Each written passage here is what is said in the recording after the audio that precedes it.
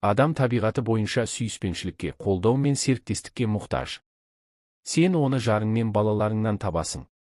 Жалғыз адам өмірде толық бақытқа жете алмайды. Байлық сені толық бақытты етпейді. Осыны өміріңнің көбі өтіп, азы қалғанда емес, ертерек түсініп, отбасы құруға, тірегіңді табуға талпыншы. Өйткені біреуге сеніп, сүйеніп, сырласып, кеңесіп өмір сүрген әлдеқайда жақсы.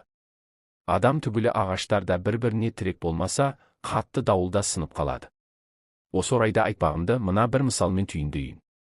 Баяғыда екі жас ағаш қалың орманның бір шетінде өсіп тұрады. Бірі емен, екіншісі терек.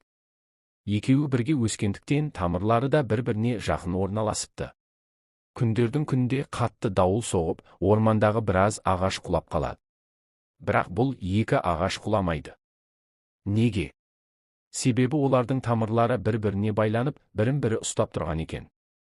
Өмірде де солай, отбасы құрған адамдар бір-біріне тірек болып, қиындықты бірге жеңеді, қайғы мен сынақ келгенде сынбайды. Олай болса, отбасы құруға асық.